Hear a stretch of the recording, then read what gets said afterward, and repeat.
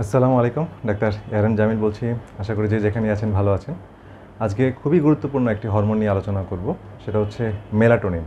তো মেলাটোনিন সম্পর্কে আমরা অনেকেই কম বেশি জানি। তো এটা আমাদের ঘুমের জন্য খুবই গুরুত্বপূর্ণ, আমাদের স্ট্রেস কমাতে সাহায্য করে, এছাড়া অন্যান্য অনেক কাজ করে। তো যাই হোক, চলুন আমরা মেলাটোনিন সম্পর্কে কিছু তথ্য বা ইনফরমেশন জেনে নিই। তো মেলাটোনিন কোথা থেকে তৈরি হয়? মেলাটোনিন আমাদের ব্রেনের যে পিনিয়াল সেল আছে, পিনিয়াল গ্ল্যান্ডের মধ্যে, তো সেখান থেকে মেলাটোনিন তৈরি হয় একটা জায়গা। আরেকটা জায়গা হচ্ছে আমাদের যে ইন্টেস্টাইন, হ্যাঁ, আমাদের যে খাদ্যনালী, সেখানে ইন্টেস্টাইনের মধ্যে মেলাটোনিনের যে প্রিকারসার সেরোটোনিন, সেটা এন্টারোক্রোমাফিন সেল থেকে তৈরি হয়।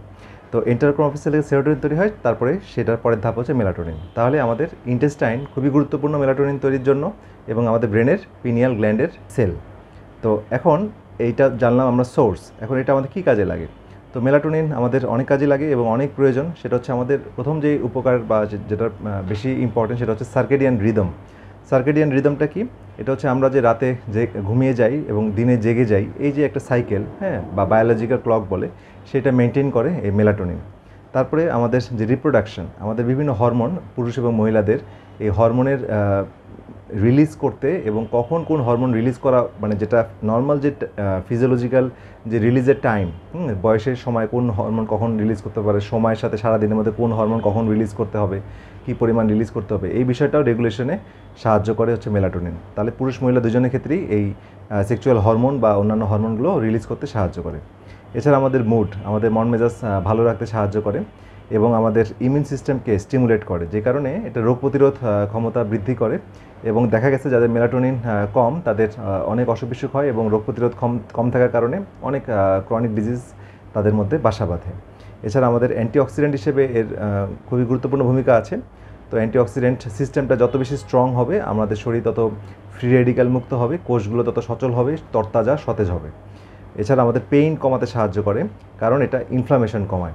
তো ইনফ্লামেশন যত কমাবে, আমাদের ব্যথা বেদনা এবং শরীরের যে ক্লান্তি, এগুলো কমাতে সাহায্য করবে। আর ইনফ্লামেশন আমরা জানি যে chronic inflammation is the root cause of chronic disease. So আমরা যখন ক্রনিক ডিজিজ ট্রিটমেন্ট করতে যাই, মানে দীর্ঘমেয়াদী কোনো অসুস্থতা ট্রিটমেন্ট করতে চাই, তখন আমরা পেশেন্টের শরীরে ইনফ্লামেশন আছে কি না, সেটা আমরা ল্যাব ইনভেস্টিগেশন এবং সায়েন্স সিমটম দিয়ে আগে বের করে নিই, তারপরে আমাদের সেটা কারেকশন করতে হয়। এছাড়া অ্যাংজাইটি কমাইতে খুব গুরুত্বপূর্ণ ভূমিকা পালন করে, এবং আমাদের বডি টেম্পারেচার, অর্থাৎ আমাদের রাতে যখন ঘুমাতে যাব তখন আমাদের শরীরে টেম্পারেচার কমিয়ে দেয়, সকালে যখন আমরা অ্যাক্টিভিটি করতে যাব তখন টেম্পারেচার আবার বাড়ায়। এই বডি টেম্পারেচার রেগুলেশনে তাদের একটা গুরুত্বপূর্ণ ভূমিকা আছে। আচ্ছা, এবার ইন্ডিকেশন, মানে কোন কোন ক্ষেত্রে মেলাটোনিনটা অনেক সময় থেরাপিউটিক্যালি দেওয়া হয়। যেমন মাথা ব্যথার রুগীদের বা মাইগ্রেনের রুগীদের এটা দেওয়া হয়। এছাড়া প্রাইমারি এবং সেকেন্ডারি যে ইস্যুটা আছে, যেমন স্লিপ ডিসঅর্ডার, ঠিক আছে, এখানেও এটা দেওয়া হয়, যে ঘুমের প্রবলেম, অর্থাৎ অনেক আগে থেকে, মানে কোনো একটা প্রবলেম, মানে ব্রেনের কোনো ড্যামেজের কারণে যদি তার স্লিপ ডিসঅর্ডার হয় সেটা, অথবা অন্য কোনো সেকেন্ডারি কোনো কাজ, মানে অন্য কোনো কজ, স্ট্রেসের কারণে, অ্যাংজাইটির কারণে, বা জেট ল্যাগ বা বায়োলজিক্যাল ক্লক ডিস্টারবেন্স বা রিদম এলোমেলো হয়ে গেছে, তো সেসব কারণে এটা দেওয়া হয়। এছাড়া নিউরো ডিজেনারেশনে এটা হেল্প করে।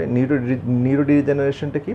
এটা হচ্ছে ব্রেনের বয়স বাড়লে, এজিং প্রসেসে এই পিনিয়াল সেলগুলোও সিক্রেশন কমায় দেয়, হ্যাঁ, আমাদের এই মেলাটোনিন রিলিজটা কমায় দেয়। তো সেই সময় আমাদের বাহ্যিকভাবে অনেক সময় মেলাটোনিন সাপ্লিমেন্টের প্রয়োজন হয়, অথবা যেসব খাবার খেলে মেলাটোনিন প্রোডাকশন শরীরে বাড়বে, বা যে ধরনের লাইফস্টাইল লিড করতে হবে, সেদিকে আমাদের বেশি মনোযোগ হতে হয়। আচ্ছা, তারপর স্লিপ প্রমোশন, মানে আমাদের গুড স্লিপ, মানে আমাদের ভালো রিদমে স্লিপের জন্য এটা খুবই দরকার বা দেওয়া হয়। যেমন যারা রাত জেগে কাজ করে, হ্যাঁ, বা নাইট শিফটে কাজ করে, তো দেখা যায় 7 দিন নাইট শিফটে কাজ করার পরে পরে আর দিনের বেলা জেগে থাকতে পারতেছে না, দিনের বেলা ঘুম ধরতেছে, আবার রাতের বেলা জেগে থাকতেছে। এই যে তার বায়োলজি ক্লকটা এলোমেলো হয়, সেটাকে ঠিক করতে যে আমরা অনেক সময় মেলাটোনিন ব্যবহার করতে হয়। এছাড়া জেট ল্যাগ একটা গুরুত্বপূর্ণ বিষয়। যারা আন্তঃমহাদেশীয় ট্রাভেল করে, হ্যাঁ, বিমানে চড়ে, অর্থাৎ লন্ডন থেকে আমেরিকা গেল, আমেরিকা থেকে বাংলাদেশে আসলো, বাংলাদেশ থেকে আবার ব্রাজিলে গেল, এরকম যারা মুভমেন্ট করে, তো তারা বায়োলজিক্যাল ক্লক তাদের এলোমেলো হয়ে যায়, কারণ আপনার এক এক দেশে এক এক রকম টাইম, যেমন আমেরিকা বাংলাদেশে প্রায় 11-12 ঘন্টার ডিফারেন্স। তাহলে আমেরিকা থেকে কেউ যখন বাংলাদেশে আসতেছে, তখন এসে তার সেই রাতটা বাংলাদেশে হয়ে যাচ্ছে দিন। তাহলে এই যে একটা অ্যাবনর্মালিটি হচ্ছে, সেটাকে ঠিক করতে অনেক সময় অনেক সময় দেওয়ার প্রয়োজন হয়, মেলাটোনিন। তো মেলাটোনিন খুবই গুরুত্বপূর্ণ হরমোন, আমরা বুঝতে পারতেছি, অনেকগুলো কাজ এখানে আমরা বললাম। এছাড়া যাদের হাইপার টেনশনের রুগী, এসেনশিয়াল হাইপার টেনশন আছে, তাদের ক্ষেত্রে এটা হেল্প করে, কারণ বডির কর্টিসল কমাতে সাহায্য করে এটা। ইনসুলিন রেজিস্ট্যান্স, যেটা ডায়াবেটিসের রুট কজ, টাইপ 2 ডায়াবেটিসের, তো সেটার কমাতে সাহায্য করে। সুতরাং ডায়াবেটিস রুগীদেরও আমরা এটা অনেক সময় ব্যবহার করি। বা লাইফস্টাইল আমরা চেঞ্জ করার মাধ্যমে মেলাটোনিন তাদের ব্লাডে বাড়াতে হয়। আচ্ছা, এখন আমরা একটু ফিজিওলজিটা দেখি যে মেলাটোনিন কীভাবে শরীর থেকে রিলিজ হয়, এটা একটু বোঝা দরকার। তো মেলাটোনিন যেহেতু বললাম যে ব্রেনের পিনিয়াল গ্ল্যান্ড থেকে রিলিজ হয়, আমরা একটু একাডেমিক একটু আলোচনা করি।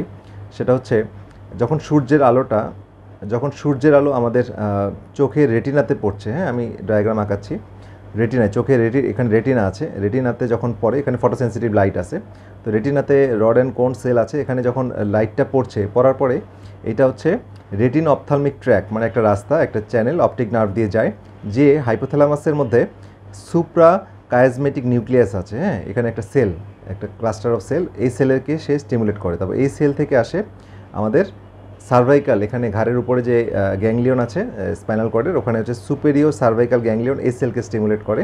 তারপরে এই সেল থেকে তখন ফিডব্যাক মেকানিজমে চলে যায় হচ্ছে ব্রেনের পিনিয়াল গ্ল্যান্ড, হ্যাঁ এখানেও হাইপোথ্যালামাসের এটা নিচের দিকে থাকে পিনিয়াল গ্ল্যান্ড, সেটাকে স্টিমুলেট করলে এ তখন মেলাটোনিন রিলিজ করছে। ঠিক আছে, তাহলে এই সাইকেলে আমাদের এটা হচ্ছে।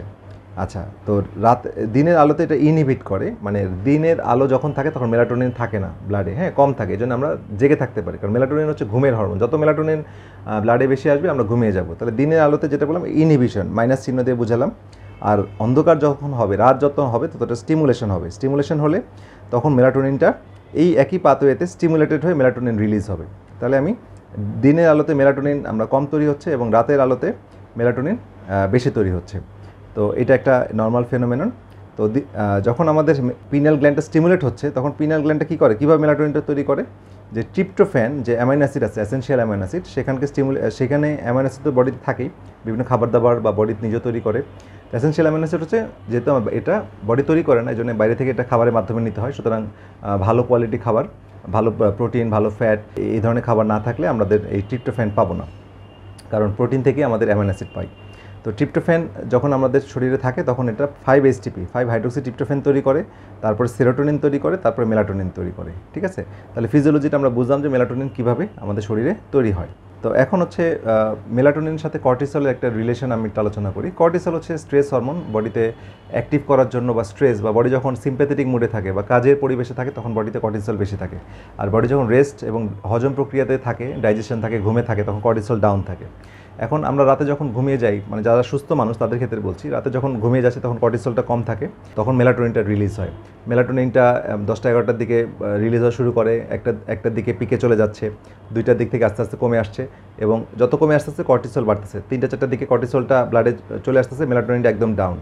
তখন আমাদের 4টা, 5টা, 6টার দিকে কর্টিসল হাই, আমরা জেগে উঠতেছি এবং মেলাটোনিন কম, আমরা জেগে উঠতেছি এবং কর্টিসল বেশি, আমরা কাজ করা শুরু করতেছি। তাহলে এই যে সাইকেলটা, মেলাটোনিনের সাথে কর্টিসলের সম্পর্কটা হচ্ছে ব্যস্তানুপাতিক। মেলাটোনিন যত বেশি হবে কর্টিসল কম হবে, আবার কর্টিসল যত বেশি হবে মেলাটোনিন কম হবে। সুতরাং যাদের স্ট্রেস আছে, কর্টিসল বেশি আছে, যেটা যে কোনো কারণে হোক, ডায়াবেটিস হোক বা ইনসুলিন রেজিস্ট্যান্স হোক বা অন্যান্য স্ট্রেস বা অন্যান্য ফিজিক্যাল কন্ডিশনে হোক, দীর্ঘমেয়াদী অসুস্থতার কারণে হোক, তো সেক্ষেত্রে আমাদের মেলাটোনিনটা কর্টিসল কমাতে সাহায্য করে, কারণ এটা দুটো সম্পর্ক ব্লাডে ব্যস্তানুপাতিক। তো এটা একটা ইম্পর্টেন্ট। অন্যান্য জিনিসগুলো আগে চিন্তা করতে হবে। যে কোনো হরমোন সাপ্লিমেন্ট আসলে এনকারেজ করা উচিত না, কারণ হরমোন বডিকে নিজেকে তৈরি করতে দেওয়া উচিত, কারণ শরীরে যখন তৈরি হবে তখন সেটা প্রপার রেশিওতে তৈরি হবে, কিন্তু যদি আমি বাহ্যিকভাবে দীর্ঘদিন ধরে দেই তাহলে সে বডি আর নিজে তৈরি করতে চাবে না, রেজিস্ট্যান্স হয়ে যাবে।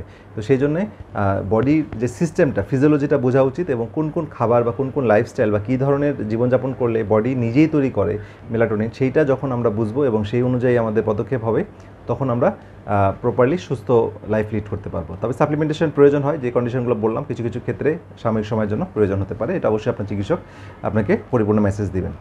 আচ্ছা, তো এখন ঘুমের ক্ষেত্রে কয়েকটা ব্যাপার এখানে বলে নিই, যে মেলাটোনিন দেওয়ার আগে দিয়ে ঘুমের কিছু ব্যাপার আছে, যেমন স্লিপ হাইজিন মেনটেন করতে হবে। স্লিপ হাইজিনটা কি?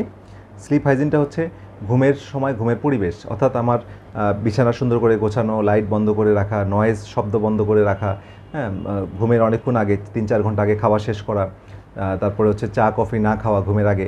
তো এইসব বিষয়গুলো যখন ঠিক করব, হ্যাঁ তারপরে হচ্ছে মোবাইল ফোন না দেখা, ব্লু লাইট অর্থাৎ মোবাইল বা ল্যাপটপ, মনিটর স্ক্রিন, যেখান থেকে নীল আলো বের হয়, যেটা রেটিনাতে স্টিমুলেট করলে মেলাটোনিন প্রোডাকশন কমে যায়।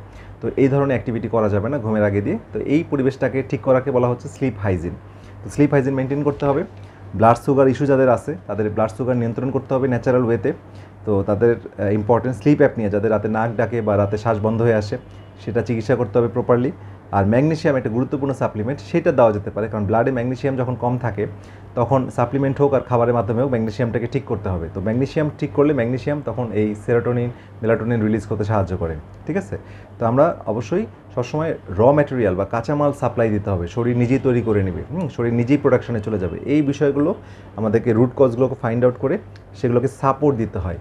হ্যাঁ, ফাংশনাল মেডিসিন আমরা জিনিসটা যেটা এনফোর্স করি সেটা হচ্ছে সাপোর্ট, বডিকে প্রপার সাপোর্ট। কোথাও নিউট্রিশন গ্যাপ থাকলে, কোনো মিনারেলস ডেফিসিয়েন্সি থাকলে, ভিটামিন ডেফিসিয়েন্সি থাকলে, রং ফুড খেলে, রং লাইফস্টাইল লিড করলে বা বডিতে টক্সিন থাকলে এগুলোকে যখন আমি রিমুভ করতে পারবো বা রং ফুডগুলোকে সরাতে পারবো, গুড ফুড বা প্রপার ফুড বা রাইট ফুডকে ইন্ট্রোডিউস করতে পারবো, টক্সিনকে রিমুভ করতে পারবো, হেলদি লাইফস্টাইল ইমপ্লিমেন্ট করতে পারবো, তখন শরীর দেখা যায় যে শরীর নিজেই মেসেজ দেওয়া থাকে শরীরে, সে তখন নিজেই তার যে হরমোন তৈরি করা সেটা তৈরি করে নেয়। তার যেই এসেনশিয়াল অ্যামাইনো অ্যাসিডগুলো পাওয়া দরকার সে যখন পেয়ে যায় তখন সে অন্যান্য নন এসেনশিয়াল অ্যামাইনো অ্যাসিড তৈরি করে, প্রোটিন তৈরি করে, মানে তার শরীরের যে ঘাটতিগুলো সে তখন নিজেই পূরণ করে নেয় এবং সব অ্যাক্টিভিটিগুলো স্বাভাবিকভাবে কাজ করে এবং শরীর ভিতর থেকে সুস্থ হয়ে ওঠে। ঠিক আছে, তো যাই হোক, মেলাটোনিন বিষয়টা বললাম। তো মেলাটোনিনের ডোজ ইউজুয়ালি 2.5 থেকে 10 মিলিগ্রাম, তবে অনেকে আরও কম ব্যবহার করেন। তবে কম ব্যবহার করা অনেক সময় প্রয়োজন হয়, কারণ আমরা বেশি দিলে বডি আর তৈরি করতে চাবে না, বডি পিনিয়াল গ্ল্যান্ড ডাউন হয়ে যাবে। কারণ সে যখন আপনি রেডিমেড কোনো খাবার সবসময় শরীরকে দিবে তখন শরীর কী হবে, আমরা যেমন অলস হয়ে যাব। যদি আমরা রেগুলার কাজ করি তো আমরা খাবারটা অর্জন করতে হয়। এখন যদি আমি কাজ না করি, রেগুলার আমার বাসায় খাবার আসছে, তাহলে আমি কী করবো, আমি আর কাজ করতে চাবো না। তো একই মেকানিজম আমি যদি বাইরে থেকে দীর্ঘদিন ধরে দেই, তাহলে বডিতে যে মেলানোসাইট তৈরি করতো, মানে পিনিয়াল গ্ল্যান্ড যে মেলাটোনিন তৈরি করতো, সে তখন ডাউন হয়ে যাবে। হ্যাঁ, সে তখন আর মেলাটোনিন তৈরি করতে যাবে না। সুতরাং মেলাটোনিন তৈরি করার পরিবেশ তৈরি করতে হবে। ডাইরেক্ট মেলাটোনিন সরাসরি দীর্ঘ সময় দেওয়া যাবে না, দিলে কম সময়ের জন্য সেটা চিকিৎসক সিদ্ধান্ত নেবে। আর বায়োঅ্যাভেলেবিলিটি এটা 15%, আর এটা ইউজুয়ালি যাদের প্রয়োজন হয় 1 থেকে 2 ঘন্টা আগে ঘুমের দিতে হয়, তবে শর্ট টাইম দিতে হবে। তবে বেশি ওভারডোজ হয়ে গেলে বা অনেক সময় একটু কিছু হালকা সাইড ইফেক্ট হয়, যেমন মাথা ঘোরাতে পারে, অনেক সময় মাথা ব্যথা করতে পারে, অতিরিক্ত ডোজ হলে বমি ভাব হতে পারে, ক্লান্তি লাগতে পারে, দিনের বেলা ঝিমুনি লাগতে পারে, মুড সুইং হতে পারে এবং হার্টের বুক ধরফর করতে পারে। ঠিক আছে, তো এই বিষয়গুলো আসলে আজকে আমি শেয়ার করলাম যে মেলাটোনিনের বিষয়টা আমাদের জানা দরকার, কারণ মেলাটোনিন খুবই গুরুত্বপূর্ণ হরমোন। আমাদের সুস্থ থাকার জন্য মেলাটোনিন রাইট প্রপার ওয়েতে, প্রপার কোয়ান্টিটিতে বডি থেকে রিলিজ হওয়া খুবই জরুরি। তো আশা করি আজকে ভিডিওতে আপনাদের এই ইনফরমেশনগুলো পেয়েছেন এবং এই ভিডিওগুলো জনস্বার্থে করা, এবং অবশ্যই আপনারা আপনাদের বন্ধুবান্ধব আত্মীয়স্বজনের মাঝে এই ভিডিওগুলো ছড়িয়ে দিবেন। যত বেশি মানুষ জানতে পারবে তত তারা বেশি তাদের নিজের স্বাস্থ্য সম্পর্কে সচেতন হতে পারবে এবং তাদের অসুস্থতা থেকে, দীর্ঘমেয়াদী অসুস্থতা থেকে বেরিয়ে আসা তারা একটা ওয়ে খুঁজে পাবে। তো সবাই ভালো থাকেন, সুস্থ থাকেন। পরবর্তী ভিডিও দেখার আমন্ত্রণ রইল। আল্লাহ হাফেজ।